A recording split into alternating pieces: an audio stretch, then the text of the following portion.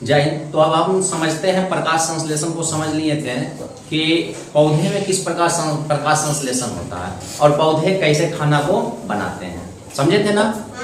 तो हम देखे थे कि जब सूर्य का प्रकाश आता है कार्बन डाइऑक्साइड होता है ना, जल मिल जाता है, उसको खनिज लवण मिल जाता है और उसमें क्लोरोफिल होता है, तो प्रकाश संश्लेषण हो जाती है। और प्रकाश संश्लेषण हो जाती है तो पौधे में भोजन बन के रेडी हो जाता है। अब भोजन किस रूप में रेडी होता है? ग्लूकोज रूप में। किस रूप में रेडी होता है? ग्लूकोज के रूप में। तो अब हम देखते हैं कि अब जानते कि पौधे में भोजन पत्तियां बनाती है, क्या पत्तियां के अलावा भी बनाती है? भोजन बनता है तो कहाँ जाता है? ठीक है, तो इसके बारे में समझते हैं। तो देखिए लिखा गया है कि पौधे के अन्य भागों में भोजन का निर्माण एवं भंडारण, यानी कि पौधा का अलग अलग भाग में भोजन बनता है और जमा भी होता है। भंडारण का मतलब जमा होना, भंडारण का मतलब जमा होना। ठीक है, तो समझिएगा जैसे कि यहाँ पे लिखा गया पौधे का भाग, यानी कौन कौन से भाग होंगे?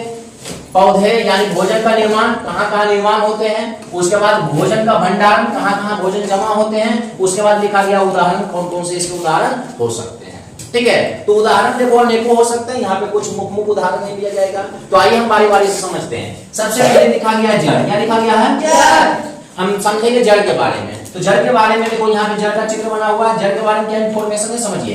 कहता है कि कुछ पादपों के जड़ों में भी भोजन निर्मित होता है, यानी कुछ ऐसे पादप है जिनके जड़ में भी भोजन का निर्माण होता है। ठीक है, परंतु मुख्यतः पत्तियों में बनता है। आपको पता है कि ज्यादातर पौधे में भोजन किसके द्वारा बनता है? पत्तियों के द्वारा। लेकिन कुछ ऐसे पादप हैं जिनके जड़ में भोजन बनते हैं। ठीक है, अब यहाँ पे समझते हैं कि कौन कौन है इसे। तो ऐसे जो है कि पादप में गाजर, मूली, शलजम, चुकंदर आदि। तो आप देखिए जितने भी उदाहरण लिखे गए हैं, गाजर, मूली, शलजम, चुकंदर, ये सब आप देखिएगा कि ये जो होता है इसका जड़, ठीक है, ये सब खाने वाला जड़ है ना?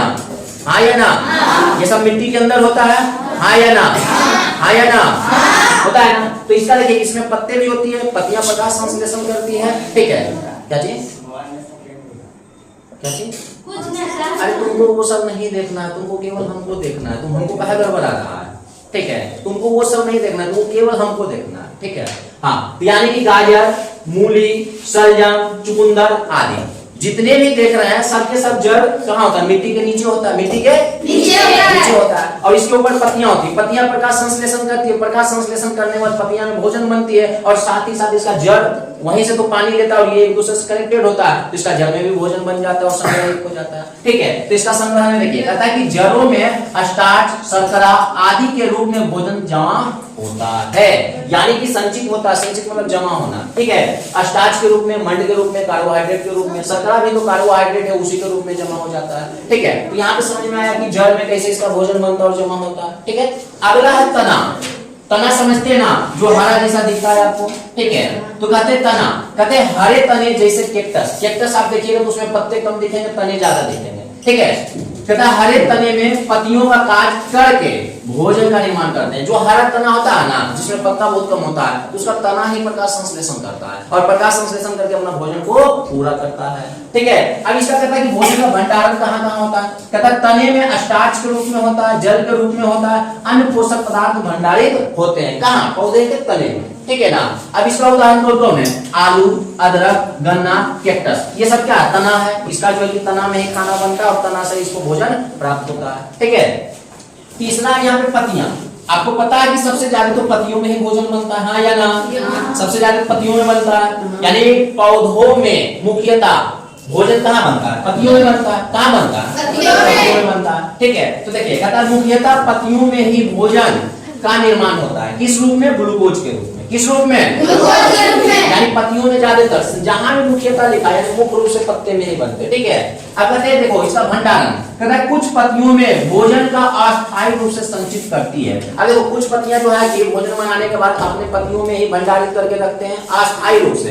ठीक है, यानी अस्थायी रूप से नहीं। ठीक है, वो अस्थायी रूप से कैसे रह जाता है। ठीक है, बाकी भोजन बनाने के बाद ये क्या करता है? पौधे के अन्य भागों में पहुंचाने का काम करता है। फल के पास, फूल के पास, तना के पास, जड़ के पास, हर जगह चारों तरफ फैल के ये भोजन पहुंचा देता है। ठीक है, जैसे इसमें देखो एलोवेरा। एलोवेरा का नाम गीत कुमार भी देखा हुआ है। एलोवेरा में तुमको पत्तियां दिखती है, वही जो निकलता है उसका पत्तियां ना, उसी में उसका खाना बनता है। बनता है ना, वही तो उसका पत्तियां होती है एलोवेरा में, ठीक है, कोई खास पत्ता नहीं होती इसमें, ठीक है। प्याज की पत्तियां, प्याज की पत्ती देखो बड़ा बड़ा लंबा लंबा सा होता है, उसी में जो है उसका खाना बनता है, उसी में भंडारित भी होता है और वही चीज धीरे धीरे कहाँ पहुंचाता है, वो अपने जड़ में पहुंचाता है। ऐसे और भी एग्जाम्पल हो सकते हैं, ठीक है। बाकी पत्तियों में भोजन का बनना का आपको पता है, जितने भी हरे पत्ते दिख रहे हैं, हरे पेड़ पौधे दिख रहे हैं, सब में पत्तियों में भोजन बनता है, ठीक है। अगला है बीज।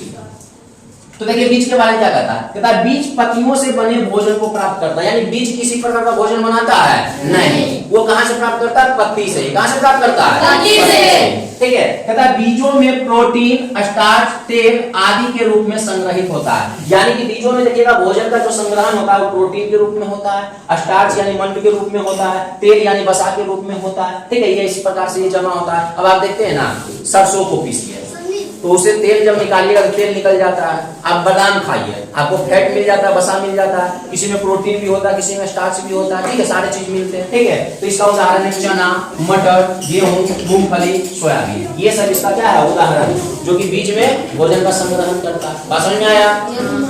अगला है फल, ठीक है, यानी फ्रूट के बारे में, ठीक है। तो ये फल के बारे में समझते हैं। तो कहता है कि फल स्वयं भोजन का निर्माण नहीं करते, मतलब बीज वाला हम बीजे से तो फल बनेगा, फल में फिर बीज बनेगा, फूल से फल बनेगा, फल के बाद बीज बनेगा, बनता है ना। लेकिन कुछ क्या है, डायरेक्ट बीज बनाता है, जैसे गेहूं, धान, चना, मटर, मूंगफली, ये सब सीधा बीज बनता है। लेकिन ये क्या है, फल बनेगा तो बीज बनेगा। तो यहाँ फल की बात हो रहा है, फल भी स्वयं अपना भोजन नहीं बनाते हैं, ये भोजन कहाँ से प्राप्त करते हैं, पत्तियों से। कहाँ से प्राप्त करते हैं, पत्तियों से, ठीक है। अब फलों में भोजन संग्रहित होती कहाँ होती है, कैसी होती है, तो कहता है फलों में शर्करा, ठीक है, अरे जिसमें मिठास होता है उसी को शर्करा कहते हैं, ठीक है, शर्करा, ठीक है। उसके बाद जल आदि के रूप में भोजन भंडारित होता है। फल खाते हैं उसमें जल मिलता है, मिठास होता है, तो उसमें क्या होता है, शर्करा मिलता है, यानी कि कार्बोहाइड्रेट मिलता है, ठीक है ना। ये सब फल में मिलता है। फल भी अलग अलग प्रकार के होते हैं, अलग अलग पोषक तत्व के बने होते हैं, ठीक है। ऐसा पिछले क्लास 6 में हम देख चुके हैं। उसके बाद देखिए इसका उदाहरण में आम, केला, सेब, बहुत सारे हैं, लीची, तरबूज, खरबूज, जो भी दीजिए।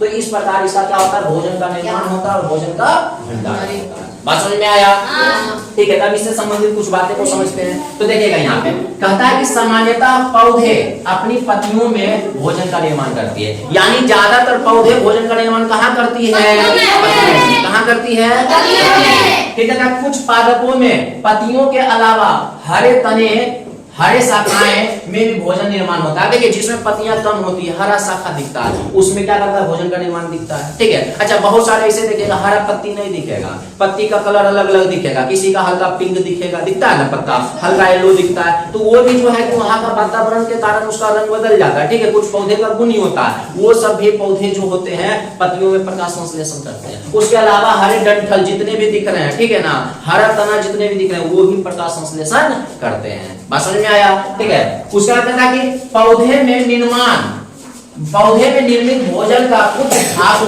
पौधों के अन्य भागों में भेजा जाता है। अब देखिए पौधा में जो भोजन का निर्माण हुआ पत्तियों में, वो अपने पास तो रखेगा नहीं, मुंह में जब खाना देते तो अपने पास तो रहता नहीं, मुंह से खाना पेट में जाता, पेट के बाद यहाँ से अलग अलग पोषक तत्व होकर हमारे खून में जाता है ना। तो उसी प्रकार पौधे में भी क्या होता है, देखो इसमें भी नसें होती है, जब आगे पढ़ेंगे तो पता चलेगा जाइलम और फ्लोएम होता है। जितना भी द्रव वाला पदार्थ होता है, पानी वाला पदार्थ होता है, वो जाइलम ले जाता है, और जितना भी खाना होना होता है उसका फ्लोएम ले जाता है, उसका वाहिकाएं होती है, ठीक है ना। तो उसी प्रकार पता चलेगा, तो अन्य भागों में भेजा जाता है। बात समझ में आया, ठीक है। फिर इन भागों में भोजन का उपयोग वृद्धि, ऊर्जा प्राप्त करने तथा भंडारण के लिए होता है। आपको पता है कि जहां भी हम भोजन करेंगे वहां पे हमको वृद्धि, ग्रोथ देखने के लिए मिलेगा, डेवलपमेंट देखने के लिए मिलेगा, विकास देखने के लिए मिलेगा, ऊर्जा मिलेगा इससे, ठीक है। और पता भंडारण के लिए होता है, आपका पेट में भी तो भंडारण होता है, कभी 3-4 घंटा भूख नहीं लगता, तो उसी प्रकार पौधा में भंडारण होता है। समझ में आया, ठीक है। फिर कहता है कई पौधे भोजन को विभिन्न रूपों में संग्रहित कर लेते हैं, जैसे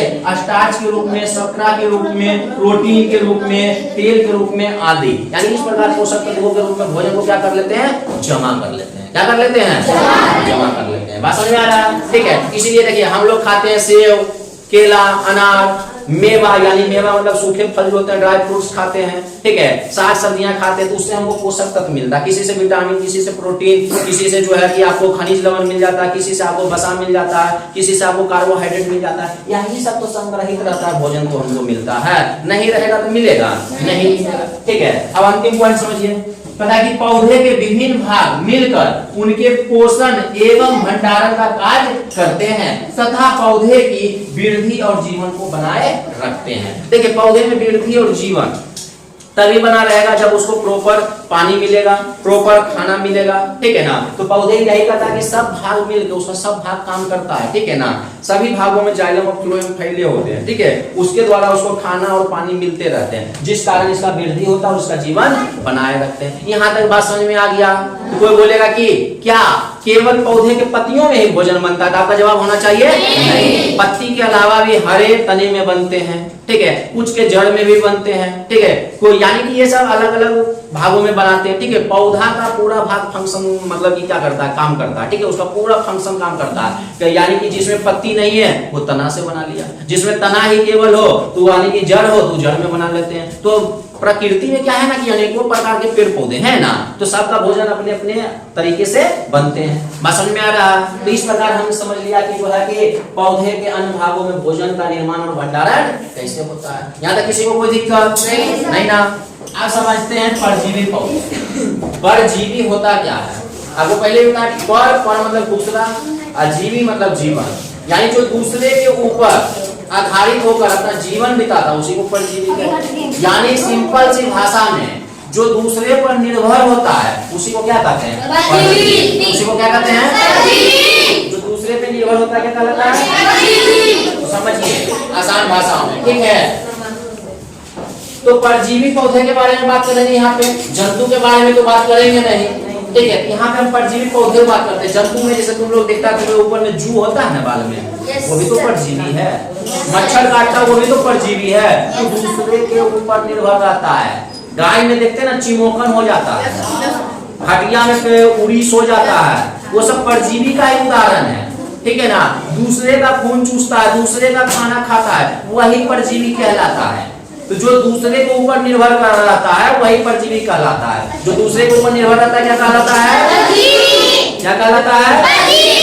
तो हम यहाँ केवल बात करेंगे पौधे का। किसका बात करेंगे? तो ध्यान पूर्वक समझिएगा।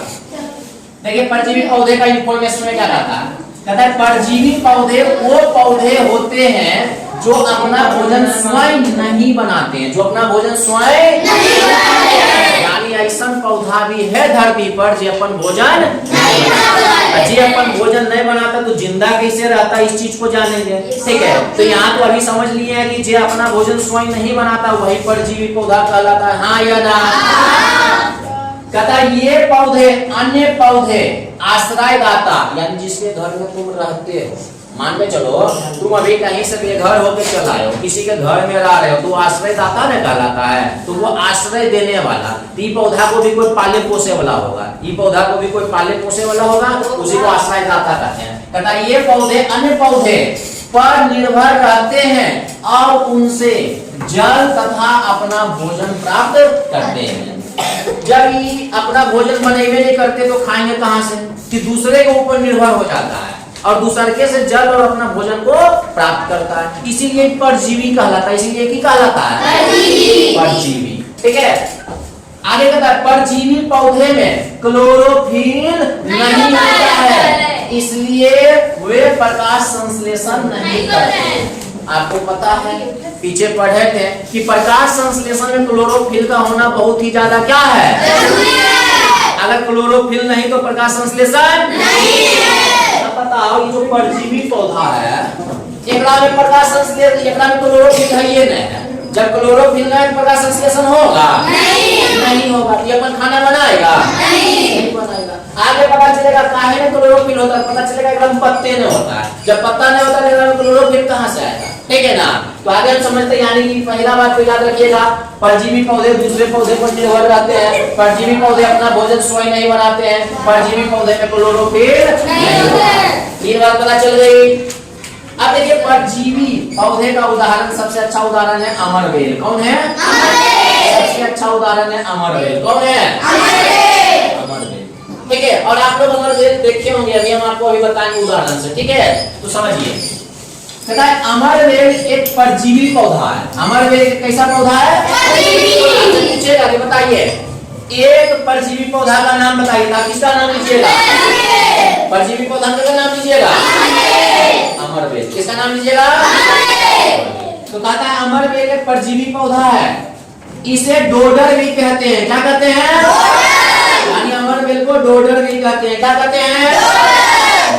कहता है इनका तना पतला, पीला और धागे जैसा होता है। यानी इनका तना कैसा होता है? पतला, पीला और धागे जैसा होता है। यानी अमरबेल का पहचान है कि एक पतला तना दिखेगा, पीला रहेगा और धागे जैसा रहेगा, वही अमरबेल होगा। ठीक है, आगे बता, इनमें पत्तियां नहीं होती है। अब तुम ही बताओ, जब इनमें पत्तियां नहीं होती है, अमरबेल में पत्तियां नहीं होती है, तो क्या इसमें क्लोरोफिल पाया जाएगा? अच्छा, ये तो हरा गिले है, कैसा है? पीला, इसीलिए एकदम क्लोरोफिल पाया नहीं जाता। जब क्लोरोफिल नहीं पाया जा रहा है, प्रकाश संश्लेषण होगा? नहीं होगा। ठीक है, और जब प्रकाश संश्लेषण नहीं होगा तो अपन भोजन बना पाएगा? नहीं बना पाएगा। तो पता चला इसमें पत्तियां नहीं होती है। यह अन्य पौधे के तने पर लिपट कर उनसे जल और भोजन प्राप्त करती है। मतलब अमरबेल दोसर के पौधा में लिपटल रहता है धागा लिए। ठीक है, लिपट के ओकरे से भोजन और जल प्राप्त करता है, उसी से भोजन और जल प्राप्त करता है। ठीक है, आगे बता, यह खेतों में उगने वाले अन्य पौधों को कमजोर कर देती है, जिनसे फसल को हानि होती है। यानी जिस खेत के आसपास होगा, ठीक है, जिस खेत के आसपास होगा वहां के फसलों को काफी ज्यादा नुकसान पहुंचाएगा। कैसे पहुंचाएगा थोड़ा सा समझिए। ठीक है, जैसे कि देखिए यहाँ पे चित्र दिया गया है, पहले इसको समझिए। ये एक पौधा है ना? पौधा पेड़ कुछ भी हो सकता है, हमको बस एक पौधा के जैसा दिखा दिए हैं। अब इसमें देखिए एक पीला जैसा धागा जैसा ऐसे करके लपेट के निकला हुआ है, एकदम पतला दिख रहा है, हाँ या ना? पीला दिख रहा है, हाँ या ना? धागे जैसा दिख रहा है, मतलब पतला भी है, पीला भी है और धागे जैसा भी है। ये बात तो समझ में आया। अब जे भी पौधा को तुम देखेगा, जब पेड़ को देखेगा, इसमें जैसे तुमको पीला पतला धागा जैसा दिखेगा, दिमाग में आएगा कौन ची है जी? कौन ची है? ठीक है, अब यहाँ पे एक और समझिए, इसका एक और फंक्शन समझिए। ये अमरबेल में क्या है? यहाँ पे को पत्ता दिख रहा है? ये अमरबेल में को पत्ता दिख रहा है? पत्ता भी नहीं दिखेगा तो पहचान और आसान हो गया। आप लोग देखते होंगे पीपल वगैरह का वृक्ष जो होता है ना, उसपे देखिएगा धागा में ऐसे बहुत सारा पीला पीला फैलल रहता है ना? देखे कि नहीं देखे? अरे देखे कि नहीं देखे? इसमें क्लियर नहीं दिखेगा, ये देखो इस पे पीला पीला फैलल रहता है। यही आपका है अमरबेल। आप लोग देखे कि नहीं देखे? यही अमरबेल होता है। क्या होता है? अमरबेल होता है। अब देखिए अमरबेल में फूल दिख रहा है, ये अमरबेल का फूल है, दिख रहा है ना? ठीक है, ये अमरबेल का तना दिख रहा है, यानी एक से ज्यादा तना निकल रहा है, हाँ या ना? अब देखिए ना, गाछ में पूरा भर जाता है, टोपी जैसा लग जाता है ना, वही तो तना फैलल रहता है पूरा, वही तो अमरबेल है। अब देखिए ये है आश्रयदाता पौधा, मतलब जो अपना में शरण दिया। चलो भाई तुमको कोई नहीं रखने वाला, चलो हम पे आ जाओ, हम ही से भोजन खाना, हम ही से पानी पीना। जैसे कि देख लो, हम अभी कमाते हैं। अरे हम नहीं, तुम सब समझो, तुम कमाते हो? अपना घर है? अरे बाबूजी के घर में ला रहे हैं, बाबूजी खाना खिला रहा है, सच तो बाबूजी के पैसा से कर रहे हैं, स्वयं कुछ कर रहे हैं। अरे हम लोग आश्रित हैं कि नहीं है? अरे हम लोग नहीं तो तुम लोग आश्रित हो ना? ठीक है, तुम लोग कमाते नहीं हो, तुम लोग अपना कपड़ा नहीं खरीदते हो, बाबूजी का खाना खा रहे हो, बाबूजी का होटल खोले हो, वहीं पे खाते हैं ना? तो वही तो कहला रहा है क्या चीज? यानी कि दूसरे पर आश्रित होना। हम लोग अभी दूसरे पे आश्रित, वैसे भी मनुष्य लोग आश्रित ही होते हैं दूसरे पर। ठीक है, तो यही है आश्रयदाता पौधा, यानी इसको जो शरण दे रखा है, जो इसको पाल पोष रहा है। समझ में आया? ठीक है, ये है। अब ये देखिए यहाँ पर आपको कोरोना नियम दिख रहा है, नक्शा दिख रहा है ना, कोरोना वायरस नियम। ये है इसका शोषक जड़ें, यानी यहीं से कहीं से कनेक्ट होता है, इसी से जल भी ले लेता है और इसी से पौधा का बनल खाना भी ले लेता है, इसी से पौधा का बनल खाना भी ले लेता है। तो बात ये आया था कि जहाँ पे जिस खेत के अगल बगल में ये होता है परजीवी पौधा अमरबेल, वो फसल को नुकसान पहुंचाता है। कैसे? तो थोड़ा सा और समझिए डिटेल में। पौधा अपन खाना बना रहा है, चाहे वृक्ष ही है तो अपना खाना बना रहा है। अब जितना वृक्ष को खाना चाहिए, अब इससे ज्यादा बनाएगा तो ये नहीं इसको देगा, लेकिन बना कम है, वृक्ष इतना बना जितना वृक्ष को चाहिए। अब उसी में से एक परजीवी जो है अमरबेल, यह होशियार कहता है आप खाइए चाहे नहीं खाइए, और रसाना मतलब नहीं है। हमको दिख रहा है कि आपके पास पानी है, हमको दिख रहा है कि आपके पास भोजन है, सीधा ही की करेगा, खटमल की तरह चूस लेगा। चूस लेगा तो पौधा को समझो, जो वृक्ष है यहाँ पे, ठीक है, या जो पौधा है, इसको क्या हुआ, अब इसको थोड़ा थोड़ा पोषक तत्वों की कमी हो गई। अब अगल बगल खेत में लगल है कौन चीज, फसल। जब फसल लगल है तो भी तो मिट्टी से कनेक्टेड है। अब मिट्टी में होता है खनिज लवण होता है ना, अब मिट्टी में होता है जल होता है ना। अब की किया, खेत को फसल जब लगाए तो उसमें कुछ ना कुछ तो हम छिड़काव करते रहते हैं, उसको दाना पानी के लिए पानी देते रहते हैं कि धीरे धीरे धीरे की करता है, तनी तनी होकर पोषक तत्व अपने में खींच लेता है। और जब अपने में खींच लेता है तो हमारे वेल और ज्यादा मजे से रहता है ना। तब बताओ, जो यहाँ पर फसल के आसपास में एक तो उसको छाया भी दे देता है, इतना घनघोरी हो जाता है, ठीक है, एकदम पूरा एकदम न होता है, बाल में लपटा जाता है, ठीक है, एक तो छाया भी दे देता है फसल को, और दूसरा इसका पोषक तत्व भी खींच लेता है। तो बताओ पोषक तत्व का कमी आ गया फसल में, जब फसल में कमी आया तो बताओ फसल बढ़िया होगा नहीं। इसलिए जहाँ पे अमरवेल दिखे उसको खत्म करने का कोशिश करना है, ठीक है, लेकिन कहाँ पे, जहाँ पे हमको उपयोगी जमीन है। अब ऐसा नहीं है कि जंगल झाड़ में कहीं पर है वहां पे जिसको हमको काम मिले उसको जाकर लाठी से अमरवेल को हटा रहे हैं, ऐसा भी तो नहीं है। तो याद रखिएगा, ये जहाँ पे रहता है फसलों को नुकसान भी पहुंचाएगा, ठीक है। साथ में बताइए हानिकारक भी होती है, कैसे होती है, हानिकारक। ऐसा होता है फायदेमंद है अमरवेल को तोड़े और सीधा वहां पे की किया एकदम भुजिया उजिया बनाए, सब्जी उब्जी खा ली, ऐसा होता है? अरे ऐसा होता है? नहीं होता है, मतलब अमरवेल हानिकारक होता है। तो ये समझ में आया परजीवी पौधे। तो जल्दी से बताइए, परजीवी पौधे अपना भोजन बनाता है? परजीवी पौधे में पत्तियां होती है, पत्तियां नहीं होती तो उसमें क्लोरोफिल होगा। क्या परजीवी पौधे का तना हरा होता है? कैसा होता है? जब उसमें क्लोरोफिल नहीं तो ऊपर का संश्लेषण करेगा, ऊपर का संश्लेषण नहीं करेगा तो उसका भोजन बनेगा। क्या जो परजीवी पौधे का जड़ होता है वो मिट्टी से कनेक्ट होता है? ये होता है बीज से ही कनेक्ट। कहाँ से होता है? ठीक है, ये अपना भोजन पानी किससे लेता है? आश्रयदाता पौधा से लेता है। अच्छा, अगर आपको अमरवेल की पहचान करना है, सबसे पहले देखिएगा डंठल पतला दिख रहा है, धागा जैसा दिख रहा है, पीला दिख रहा है, इसमें जो है वो पत्ता न है तो समझ जाना है कौन सी है अमरवेल। कौन सा पौधा का उदाहरण है? इसका उदाहरण है अमरवेल। कहानी खत्म हुआ। तो हम आगे समझते हैं एक और पौधा के बारे में जिसका नाम है कीटभक्षी पौधा। क्या लिखा है? नाम है कीटभक्षी पौधा। क्या नाम है? कीटभक्षी। कीट मतलब तो कीटे हो गया, कीट पतंगा। भक्षी, भक्षी मतलब भक्षण करना, उसको खा के पचा जाना, ठीक है। अब पौधा मतलब समझिए रहे तो वैसा पौधा जो कीट को खा के अपने अंदर पचा जाता है वही कीटभक्षी पौधा।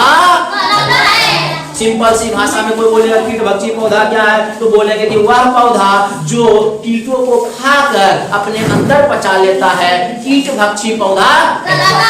सिंपल परिभाषा समझ में आ गया।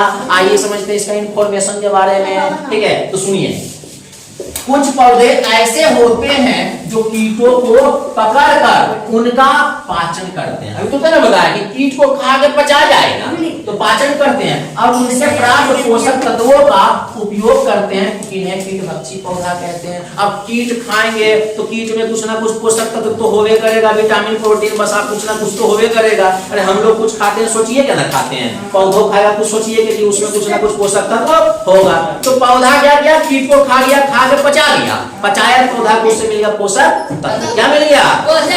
क्या मिल गया? पोषक तत्व मिल गया।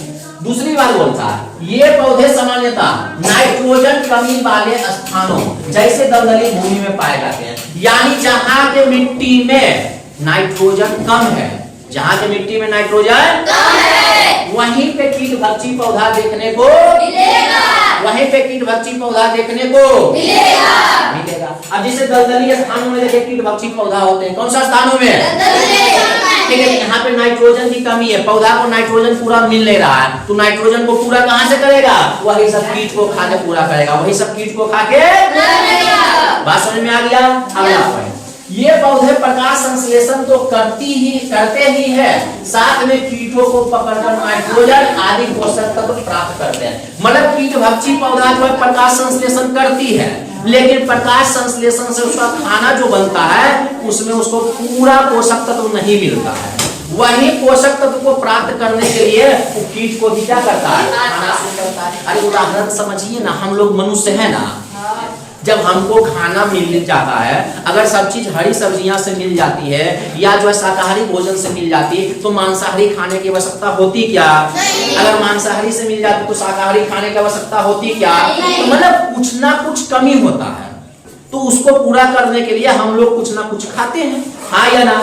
अब जैसे कुछ लोग मांस खाता है, अंडा खाता है, मुर्गा खाता है, एकदम हड्डी तक दबा के चबा जाता है ना? कहाँ चबा रहा है? एक तो स्वाद तो है ही है, साथ में ये समझ में आता है कि उसमें कुछ ना कुछ प्रोटीन है, कुछ ना कुछ विटामिन है, कुछ ना कुछ पोषक तत्व है। ये बात समझ में आ रहा है ना? उसी प्रकार पौधा को भी कमी बुझा रहा है पोषक तत्व का। पौधा को भी क्या बुझा रहा है? किसका? पोषक तत्व का। किसका बुझा रहा है? उसी पोषक तत्व को पूरा करने के लिए पौधा क्या करता है? कीटों को खाता है। पौधा क्या करता है? कीटों को खाता है। अब इसमें नाइट्रोजन की कमी होती है पौधा को, इसलिए नाइट्रोजन का पूरा करता है ना, पूर्ति, नाइट्रोजन का पूर्ति करता है। अब समझिए, अब इसका उदाहरण है पिक्चर प्लांट और वीनस फ्लाई ट्रे। देखिए, एक का नाम है पिक्चर प्लांट और एक का नाम है वीनस फ्लाई ट्रे। तो जल्दी से बताओ, तुमसे कोई पूछेगा कि पौधा का नाम बताइए, देखो गया पिक्चर प्लांट। क्या हो गया? पिक्चर बोलना है। पिक्चर प्लांट क्या होता है? ठीक है। और दूसरा होता है वीनस फ्लाई ट्रे। क्या नाम है?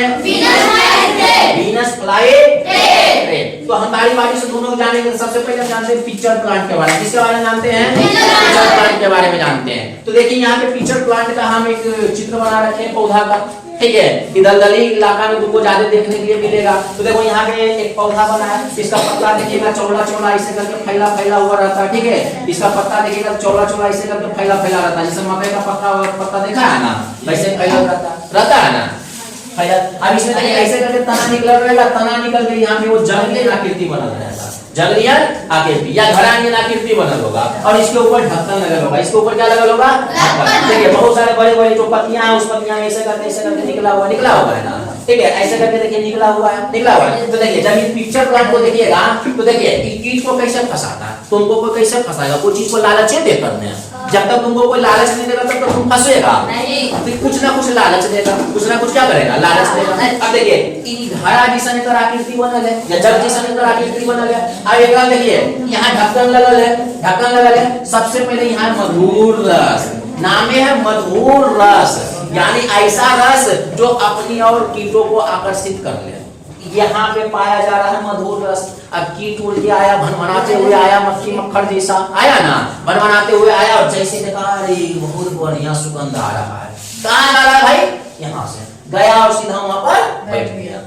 जैसे ही बैठेगा ढक्कन लग जाएगा। यहाँ पर वो फिसलन पाइप होगा, धीरे धीरे फिसल के नीचे चलाएगा। कहाँ चलाएगा? नीचे। जब नीचे आएगा तो यहाँ की जाएगा फंस, यहाँ पे क्या होगा? कीट फंस जाएगा। जब कीट फंसेगा, देखना होता है वो पाचक रस, धीरे धीरे कीट को क्या करेगा? अपने अंदर जो है कि निचोड़ के इसको मार देगा, और मार के इसका जितना रस होगा, प्रोटीन विटामिन, ठीक है, सब अपने अंदर ले लेगा। समझ में आया? लेकिन उससे मुख्य रूप लेगा ये नाइट्रोजन। मुख्य रूप से क्या लेगा? नाइट्रोजन। यानी पोषक तत्व बहुत सारे चीज लेंगे, लेकिन मुख्य रूप से क्या लेंगे? नाइट्रोजन। क्या लेंगे? अब देखो, यहाँ पे इसको खा लीजिए, एकदम इसके अंदर क्या किया? यानी कि पचा गया इसको। जब पच गया तो इसको नाइट्रोजन मिल गया, ये पौधा एकदम हरा भरा दिखने लग गया। समझ में आया? तो यानी कि ये मधुर रसी जो होता है ना, वही कीट को फंसाता है। वही कीट को क्या करता है? और फंसा के जो है पाचक रस में एकदम गला उड़ा देता है इसको, और इसका जो पूरा रस एकदम चूस लेता है। तो पौधा को मिल जाता है। बात समझ में आया? बात समझ में आया ना?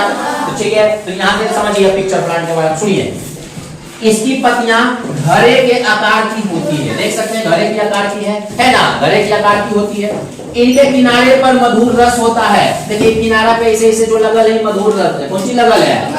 मधुर रस लगल है। देखिए, यहाँ भी मधुर रस लगल है, यहाँ भी मधुर रस लगल है ना?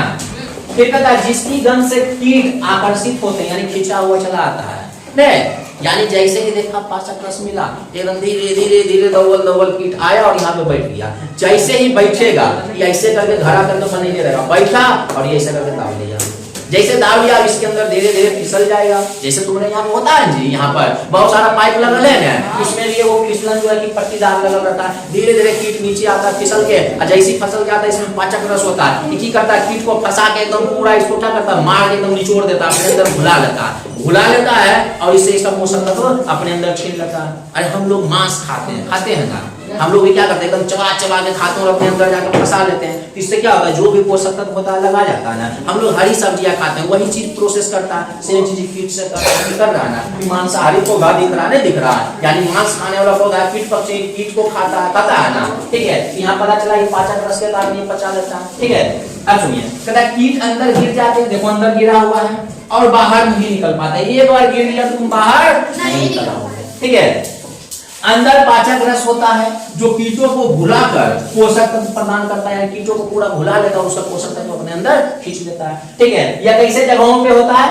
स्थान दलदली भूमि होगा और आर्द्र वायु क्षेत्र होगा। ठीक है ना, यानी कि वहां पे ये पाया जाएगा। दूसरी चीज उदाहरण में जैसे कि देखो कीट भक्षी यानी पिक्चर प्लांट में एक और नाम होता है जिसका नाम होता है नेपेंथेस। क्या नाम है, नेपेंथेस। ठीक है, नेपेंथेस। ठीक है ना, ये भी देखिए बड़ा कीट भक्षी पौधा ही है जो कि पिक्चर प्लांट का उदाहरण है। ठीक है ना, तो यानी कि यहाँ तक हम समझ लिए। तो जल्दी से बताइए, कीट भक्षी पौधा कीटों का भक्षण करता है या नहीं करता है, हाँ या ना।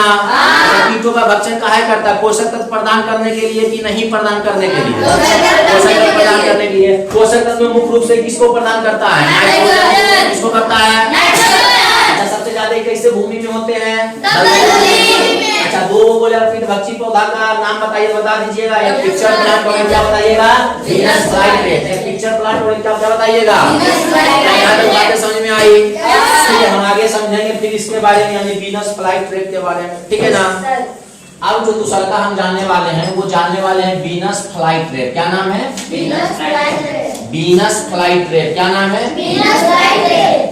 वीनस फ्लाईट्रेट। ठीक है ना, तो देखो ये जो वीनस फ्लाईट्रेट है इसके बारे में समझते हैं। ठीक है, तो देखिए कीट भक्षी पौधे में समझिए, कहता है इसकी पत्तियां जाल की तरह होती है। इसकी पत्तियां किसके तरह होती है, जाल की तरह होती है। किसके तरह होती है, जाल की तरह होती है, जिनके किनारे पे बाल जैसे संवेदनशील रेशे होती है। क्या होती है, बाल जैसी रेशे होती है। बाल जैसी क्या होती है, रेशे। तो देखिए अगर यहाँ पे देखिएगा कि यहाँ पे जो है ये पौधा बना हुआ है ना, तो यहाँ पे देखिए इसका पत्ती निकला हुआ है। क्या निकला हुआ है, पत्ती। अगर इसकी पत्तियों को देखिएगा तो जाल जैसा बना हुआ है। कैसा बना हुआ है, जाल जैसा। ठीक है ना, ये जाल जैसा बना हुआ है, इसमें देखिएगा ऐसे ऐसे करके रेशा भी होता है। ठीक है, ये जाल जैसा बना होता है। कैसा बना होता है, ठीक है, ये जाल जैसा बना होता है। बात को समझ रहे हैं ना, ये जाल जैसा बना। उसके बाद पता है कि इसके किनारों पे देखिए, इसका किनारा पे देखिए तो ऐसे ऐसे करके रेशा निकला हुआ है, जाल जैसा रेशा है। तो पहली पहचान को ये पता चला कि ये जो है कि जाल जैसी पत्तियां होती है जिसके किनारों पे बाल जैसे रेशे होती है। बाल जैसे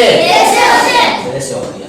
जब कोई कीट इन रेशों को छूता है तो जाल तुरंत बंद हो जाती है। जैसे कोई कीट आया और ये रेशा को छुआ, जैसे कोई कीट आया और रेशा को छुआ, ये जो है कि तुरंत जाल क्या हो जाएगा, बंद हो जाएगा। क्या हो जाएगा, आप लोग जाना इसका वीडियो निकाल के देखना, कीट भक्षी पौधा का AI वीडियो मिल जाएगा यूट्यूब वगैरह पे, कैसे बंद होता है। ठीक है ना, वहां पे देखेगा ये बंद होते हुए दिखाएगा। जैसे कीट आएगा ये बंद हो जाएगा। ठीक है ना, उसके बाद समझिए, कहता है कि कीट अंदर फंस जाता है और पाचन रस द्वारा पचाया जाता है। अब देखिए कीट यहाँ पे अंदर फंस गया है ना, अब इसको क्या, इसके अंदर पाचन रस होता है और वही रस के द्वारा कीट पूरा क्या हो जाएगा, इसके अंदर पच जाएगा। ऐसे आपको पिक्चर प्लांट में बताया था कि वो ढक्कन जैसा होता है, कीट आता है वो जो है कि बंद हो जाता है, उसके अंदर कीट फंस जाता है। उसी प्रकार इसमें भी कीट आया, इसका पाचन हो जाएगा पौधा के द्वारा। ठीक है, फिर कहता है पाचन के कुछ दिनों के बाद पत्ती पुनः खुल जाती है। जैसे ही कीट पूरा पच जाएगा, जैसे कीट पूरा पच जाएगा, वैसे पत्ता देखिए जो बंद हुआ तो पुनः ऐसे करके फिर क्या हो जाएगा,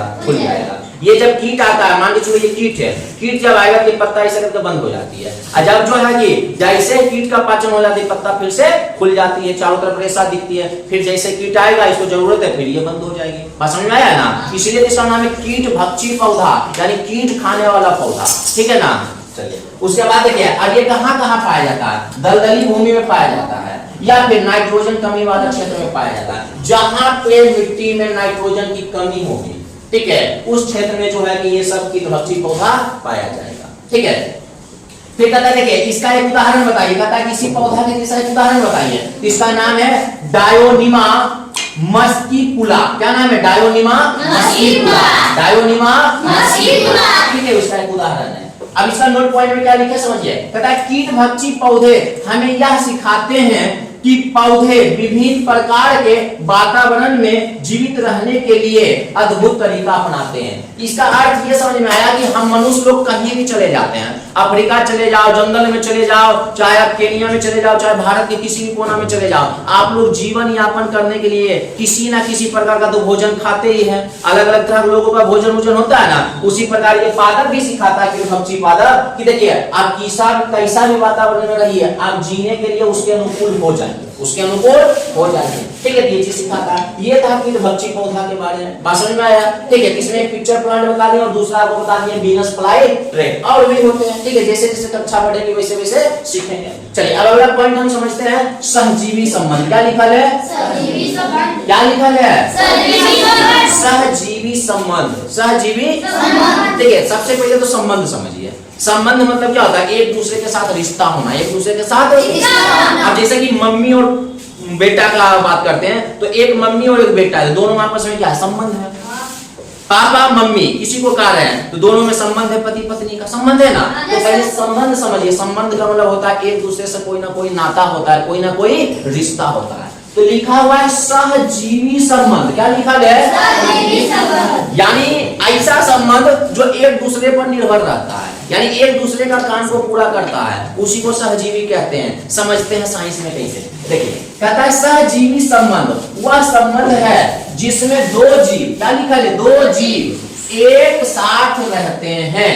सबसे पहले समझना, दो जीव एक साथ रहते हैं, दो जीव एक साथ रहते हैं और अपना आवास, आवास मतलब घर, आवास मतलब आवास एवं पोषक तत्व एक दूसरे के साथ बांटते हैं। यानी एक साथ रहते हैं और अपना जो घर भी है एक साथ बांटते हैं और साथ में जो अपना पोषक तत्व जो भी खाना एक दूसरे के साथ बांटते हैं। ठीक है, जैसे कुछ कवक, जैसे कुछ कवक वृक्ष के जड़ों में रहते हैं, वृक्ष कवक को पोषण प्रदान करते हैं, जबकि कवक वृक्ष को जल एवं खनिज के अवशोषण में सहायता करती है। देखिए, कहता है जैसे देखिए कुछ पौधा का जड़ देखिएगा, पौधे का जड़ देखिएगा तो उसमें जो है कि एक सूक्ष्म जीव होता है जिसका नाम है कवक। क्या नाम है?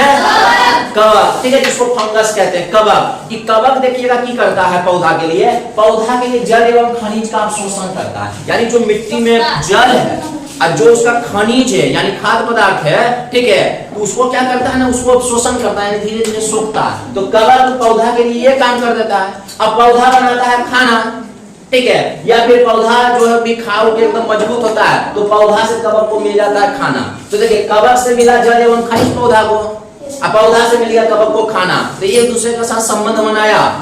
इसी संबंध को कहते हैं सहजीवी संबंध। इसी संबंध को क्या कहते हैं? इसी संबंध को क्या कहते हैं?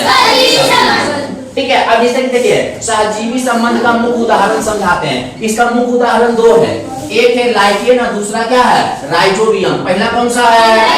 पहला कौन सा है? अरे बोलो, पहला कौन सा है? लाइकेन। पहला कौन सा है? दूसरा है राइजोबियम। क्या है? दूसरा कौन सा है? आपसे बोलेगा कि दो सहजीवी संबंध रखने वाले, ठीक है, यानी कि सूक्ष्म जीवों का नाम बताइए, या बोलेगा कि दो सहजीवी संबंध रखने वाले जो है कि जीवों का नाम बताइए, तो पहला को क्या कहिएगा? लाइकेन, और दूसरा को कहिएगा राइजोबियम। तो दोनों को बारी बारी से समझते हैं। ठीक है, तो सबसे पहले है लाइकेन। किसके बारे में जानेंगे? लाइकेन। सबसे पहले किसके बारे में जानेंगे? लाइकेन के बारे में। किसके बारे में? लाइकेन के बारे में। देखिए, कहता है लाइकेन कवक तथा शैवाल का सहजीवी संबंध है। ठीक है, कहता है लाइकेन जो है कवक तथा शैवाल का सहजीवी संघ है। संघ मतलब क्या है? ग्रुप है।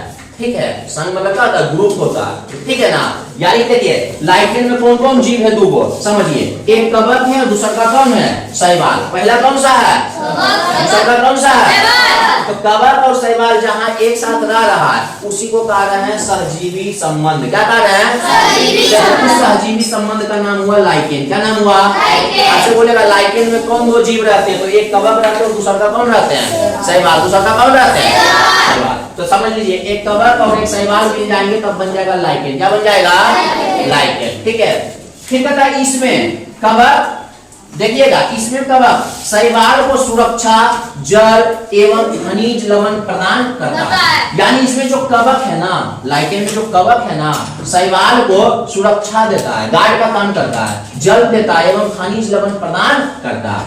ठीक है, दूसरा बात समझिएगा, शैवाल प्रकाश संश्लेषण द्वारा भोजन बनाता है जो कवक को मिलता है। यानी देखिए शैवाल जो है ना कवक को भोजन दे रहा है, और कवक जो है ना शैवाल को गार्ड का काम कर रहा है, सुरक्षा दे रहा है, जल दे रहा है एवं खनिज लवण दे रहा है। तो एक दूसरे के बिना ये अधूरा है ना। तो एक दूसरे को मिलके बना दिया लाइकेन। क्या बना दिया? तो समझ में आ गया कि कवक जो है दे रहा है शैवाल को सुरक्षा, जल एवं खनिज लवण, वही चीज शैवाल जो है कवक को दे रहा है खाना। क्या दे रहा है? खाना। ठीक है, दूसरी बात समझिए, कहता है लाइकेन पथरीली स्थानों, पेड़ की छाल आदि पर पाया जाता है। यानी लाइकेन देखना है तो आप पथरीली स्थान पे देखिए, जहाँ पे कजली उजली लगा रहता है नदी में, नदी किनारे जाते तो कजली लगा हुआ दिखता है तुमको, तो वहां पे देखने के लिए पथरीली स्थानों में मिल जाएगा। ठीक है, दूसरे पेड़ के छाल में देखिएगा तो पेड़ के छाल में भी आपको लाइकेन दिख जाएगा। बात समझ में आया? अब जैसे समझिए, देखिए ये हम बनाए पथरीली इलाका वाला, ये क्या है इतना बड़ा, ये जो है कि समूह। ठीक है, ये जो साइड से आपको दिख रहा है ना, ये जो लाइकेन का पूरा चित्र है, तो लाइकेन में कौन है? शैवाल है और कवक है। शैवाल और शैवाल और शैवाल और शैवाल और शैवाल और ये दोनों मिलकर कौन चीज बना दिया? ये दोनों मिलकर कौन चीज बना दिया? क्या बना दिया? तो देखिए इसमें जो आपको अंदर वाला दिख रहा है ये शैवाल है, शैवाल है ना। ठीक है, आपको हरा शैवाल भी दिखता है, नीला शैवाल भी दिखता है, लाल शैवाल भी दिखता है, ज्यादातर तो हरा ही दिखता है, जो कजली टाइप दिखता है ना, अरे हरा जैसा दिखता है। ठीक है, ये शैवाल है, और ये देखिए नीचे भी इसको जो सुरक्षा प्रदान कर रहा है ये है कवक। कौन है? कवक। कौन है? तो लाइकेन, यानी लाइकेन किस किस को मिलकर बना है? शैवाल और शैवाल और ये दोनों एक दूसरे का सजीवी संबंध रखता है। कैसा संबंध रखता है? यहाँ से बात समझ में आया लाइकेन के बारे में। दूसरा का हम समझते हैं राइजोबियम। किसके बारे में जानेंगे? क्या नाम है? राइजोबियम। क्या लिखा हुआ है? राइजोबियम। राइजोबियम। राइजोबियम। तो राइजोबियम के बारे में जानते हैं, तो सुनिएगा, कहता है राइजोबियम एक प्रकार का जीवाणु है। क्या है? एक प्रकार का जीवाणु है, एक प्रकार का जीवाणु है। राइजोबियम एक प्रकार का क्या है? क्या है? जीवाणु, जो दलहनी पौधे की जड़ों, ठीक है, जो दलहनी पौधे की जड़ों की ग्रंथियों में पाया जाता है। यानी राइजोबियम एक प्रकार का जीवाणु है, ठीक है ना। ये जीवाणु है जो दलहनी पौधे समझते हैं, अरे दाल जिससे प्राप्त होता है, जैसे खेसारी, मछली, चना, उड़द, है ना, है कि नहीं है? ठीक है, तो वही कहता है दलहनी पौधे के जड़ों की ग्रंथियों में पाया जाता है। कैसे? देखिए ये एक दलहनी पौधा हम बनाए, ठीक है, इसमें देखिए जड़ जो है फैला हुआ है, ठीक है ना। ये देखिएगा ऐसे ऐसे करके जो बना हुआ है, यही तो आपका राइजोबियम है। यही क्या है आपका? यही आपका क्या है? राइजोबियम है। यानी आपसे पूछेगा कि राइजोबियम जो है दलहनी पौधे के किस भाग में पाया जाता है, तो जड़ में पाया जाता है। कहाँ पाया जाता है? जड़ में। कहाँ पाया जाता है? जड़ में पाया जाता है। कहाँ पाया जाता है? जड़ में पाया जाता है, ठीक है ना। चलिए फिर कहता है यह पौधे की N2 यानी नाइट्रोजन प्रदान करता है, तथा पौधे राइजोबियम, ठीक है, तथा पौधे राइजोबियम को भोजन प्रदान करता है। यानी देखिए दलहनी पौधे में नाइट्रोजन की कमी होती है, नाइट्रोजन की उसको राइजोबियम से मिल जाता है। दलहनी पौधे को नाइट्रोजन कहाँ से मिलता है? राइजोबियम से। कहाँ से मिलता है? राइजोबियम से मिलता है। कहाँ से मिलता है? राइजोबियम से मिलता है। वही चीज राइजोबियम को खाना किससे मिल जाता है? पौधा से। किससे मिल जाता है? पौधा से। किससे मिल जाता है? पौधा से मिल जाता है, ठीक है। फिर कहता है यह सजीवी संबंध होता है जिसमें दोनों को लाभ होता है। यानी क्या है? सजीवी संबंध है जिसमें दोनों को क्या होता है? यहाँ पे हमको समझ में आया सजीवी संबंध क्या होता है। यानी दो जीव एक साथ रहते हैं, हाँ या ना? दो जीव एक साथ रहते हैं, दोनों एक दूसरे के पूरक होते हैं, यानी दोनों को एक दूसरे से फायदा होते हैं, हाँ या ना? हाँ या ना? ठीक है, तो वही सारे चीज जो है सजीवी संबंध का क्या है? उदाहरण है। यहाँ तक बात को समझ में आया? हाँ या ना? अब जो समझेंगे वो समझेंगे नाइट्रोजन स्थिरीकरण। क्या समझेंगे? नाइट्रोजन स्थिरीकरण। तो कहता है राइजोबियम वायुमंडल की नाइट्रोजन को पौधे के उपयोग के योग रूप में बदल देता है, इसे नाइट्रोजन स्थिरीकरण कहते हैं। यानी जो वायुमंडल में नाइट्रोजन है, ठीक है, वो राइजोबियम लेके पौधे के उपयोग लायक बना देता है, उसी को कहते हैं नाइट्रोजन स्थिरीकरण। कहता है यह प्रक्रिया जड़ में होती है, यानी नाइट्रोजन स्थिरीकरण की प्रक्रिया कहाँ होती है? जड़ में।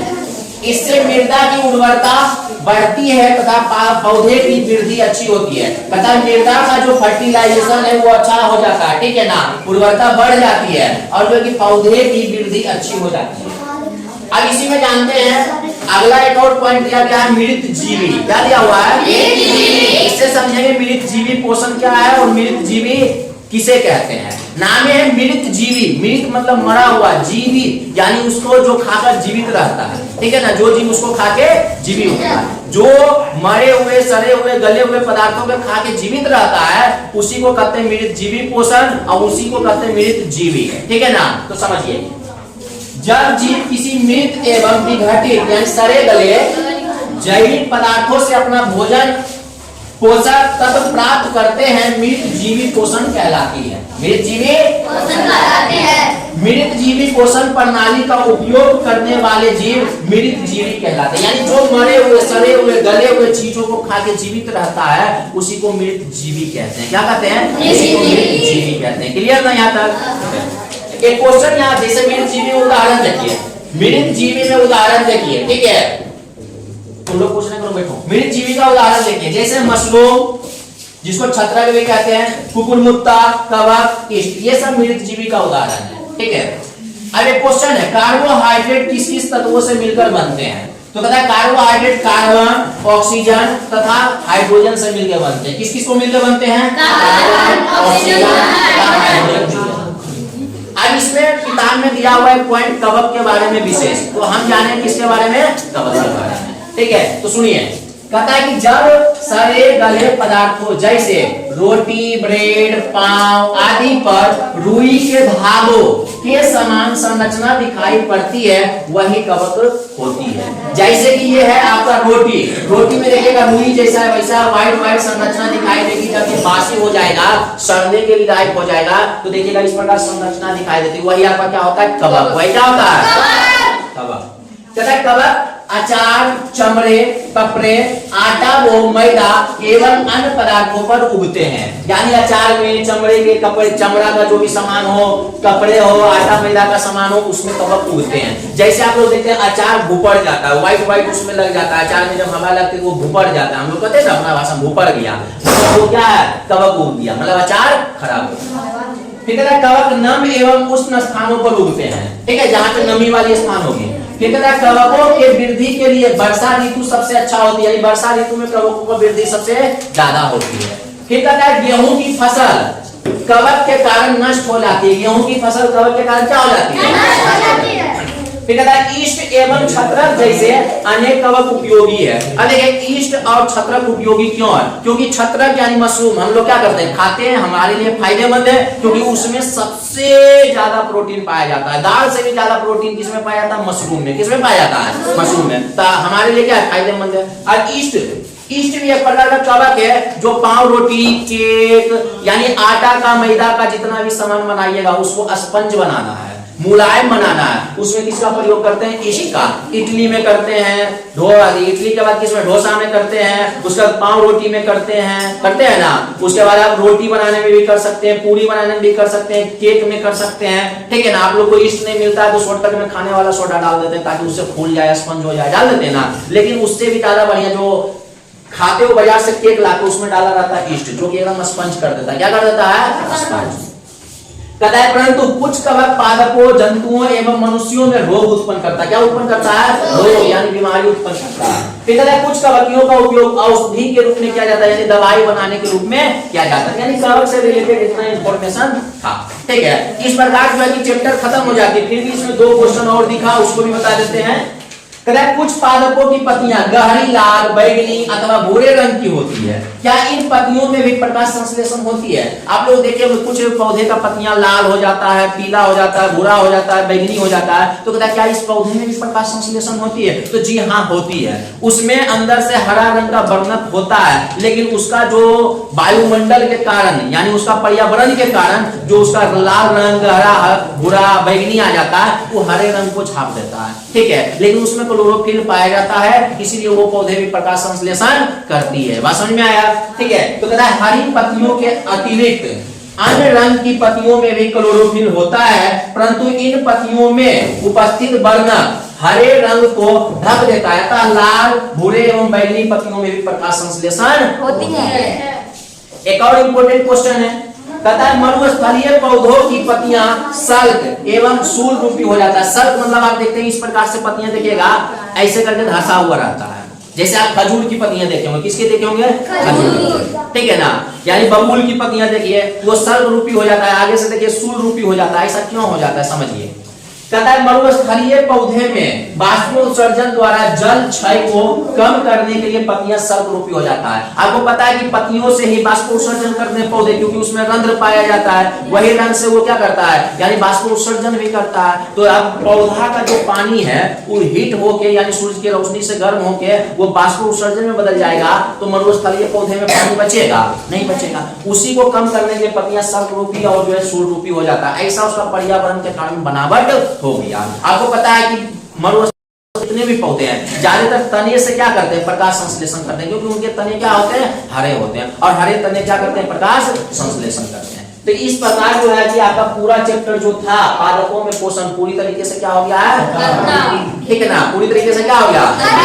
यानी अब इससे रिलेटेड आप सारे क्वेश्चन को कीजिए और आपसे सारे के सारे क्वेश्चन क्या हो जाएंगे? बन जाएंगे। किसी प्रकार कोई दिक्कत नहीं? ठीक है, यहाँ तक कहानी खत्म, अच्छे तरीके से समझ लिए। ठीक है, इसमें जो है कि आपका जो है कि क्वेश्चन आंसर दिया गया है। ठीक है, अब क्वेश्चन आंसर में जैसे कि देखिए क्वेश्चन है कि जीवों का खाद की आवश्यकता क्यों होती है? तो आपको पता है जीवों को खाद की आवश्यकता क्यों होती है? भोजन की आवश्यकता क्यों होती है? जीवित रहने के लिए, पोषण प्रदान करने के लिए। हाँ या ना? ये भी है। परजीवी एवं मृत जीवी में अंतर स्पष्ट करें। आपको बताया ना कि जो पौधे के ऊपर रह के अपना खाना पीना प्राप्त करता है उसको परजीवी कहते हैं, जैसे अमरवेल। और मृत जीवी अभी तुरंत लिखा है, मृत जीवी किसको कहते हैं? जो मरे हुए जानवरों को, सड़े हुए चीजों को खा के जीवित रहते हैं उसको मृत जीवी कहते हैं। ये भी क्वेश्चन हो जाएगा। फिर उसके बाद कहता है कि तीसरा क्वेश्चन है आप पत्ती में मंड यानी स्टार्च की उपस्थिति का परीक्षण कैसे करेंगे? क्या आपको मंड परीक्षण बताएं कि नहीं? कुल 6 स्टेप में बताए थे कि नहीं बताए थे? हाँ या ना? कुल 6 स्टेप में बताए थे ना मंड परीक्षण, वो भी बताए। उसका कहता है हरे पादपों में खाद प्रकाश संश्लेषण प्रक्रम का संक्षिप्त विवरण दीजिए। क्या आपको प्रकाश संश्लेषण पूरा एकदम डायग्राम के साथ सिखाया गया है कि नहीं सिखाया गया? बताया गया है कि नहीं बताया गया है? वो चीज भी हो जाएगा ये क्वेश्चन। उसके बाद है कि किसी प्रवाह चित्र की सहायता से दर्शाइए पादप भोजन में मूलभूत स्रोत है, यानी कि ये क्वेश्चन करवा देंगे। ठीक है, अब क्वेश्चन सुनिए। खाली स्थान भरने के लिए कहता है कि हरे पादप अपना खाद स्वयं बनाते हैं, इसलिए उन्हें क्या कहते हैं? स्वपोषी की परपोषी? स्वपोषी कहते हैं। क्लियर है। फिर कहता है कि पादपों द्वारा संश्लेषित खाद का भंडारण किस रूप में होता है? अब बताइए, जो पादपों का खाद भंडारण होता है वो कहाँ होता है? पत्तियों में होता है कि जड़ों में होता है? पत्तियों में होता है। ठीक है, उसके बाद कहता है कि प्रकाश संश्लेषण के प्रक्रम में जिस वर्णक द्वारा सौर ऊर्जा संग्रहित की जाती है उसे क्या कहते हैं? क्लोरोफिल कहते हैं। क्या कहते हैं? वही ना प्रकाश संश्लेषण को जमा करता है। ठीक है, ये भी हो सकता है। उसके बाद कहता है कि प्रकाश संश्लेषण में पादप वायुमंडल से क्या लेता है और वायुमंडल को क्या देता है? कौन सा गैस लेती है और कौन सा गैस देती है? जल्दी बताओ। कार्बन डाइऑक्साइड लेता है और ऑक्सीजन। ये भी क्लियर है। उसके बाद देखिए कहता है कि देखिए क्वेश्चन बताना है। कहता है कि बताइए अमरवेल उदाहरण है किसका? स्वपोषी, परजीवी, मृतजीवी, परपोषी। किसका होता? ठीक है, कीटों को पकड़कर अपना आहार बनाने वाला पादप का नाम बताइए, यानी जो कीट को पकड़ के खाता है। बताइए अमरवेल, गुड़हल, घटपर्णी या गुलाब? घटपर्णी, जिसको पिक्चर प्लांट भी कहते हैं। हाँ या ना? हाँ या ना? ये भी क्वेश्चन हो जाएगा। फिर देखिए कहता है मिलान कीजिए। क्लोरोफिल पौधा के कौन हिस्सा में होता है? जल्दी बताइए। पत्तियों में होता है। किसमें होता है? पत्तियों में होता है। फिर कहता है कि बताइए अमरवेल, अमरवेल एक प्रकार का क्या है? परजीवी, यानी परजीवी है। ठीक है, उसके बाद बताइएगा कीट भक्षी पौधा का दूसरा नाम क्या है? घटपर्णी। क्या नाम है? घटपर्णी। ठीक है, अब आगे बताइए जंतु स्वपोषी है कि परपोषी है? परपोषी है। ठीक है, चलिए नाइट्रोजन पित्त में पाया जाता है, ये भी क्लियर है। कहता है सत और असत को पहचान कीजिए। कहता है प्रकाश संश्लेषण में कार्बन डाइऑक्साइड मुक्त होती है। क्या प्रकाश संश्लेषण में कार्बन डाइऑक्साइड छोड़ी जाती है? नहीं। क्या छोड़ी जाती है? ऑक्सीजन। कार्बन डाइऑक्साइड ली जाती है। अगला कहता है क्या? ऐसे पादप जो अपना भोजन स्वयं संश्लेषित करता है, यानी अपना भोजन स्वयं बनाता है, वो परजीवी कहलाता है? नहीं, वह स्वजीवी कहलाता है। सही बात है। प्रकाश संश्लेषण का उत्पाद प्रोटीन नहीं है। बताओ, प्रकाश संश्लेषण जब होता है तो प्रोटीन बनता है कि कार्बोहाइड्रेट बनता है? कार्बोहाइड्रेट। और इनका प्रोटीन नहीं है, तो नहीं है तो मतलब क्या है? सही है। ठीक है, उसका कहना है कि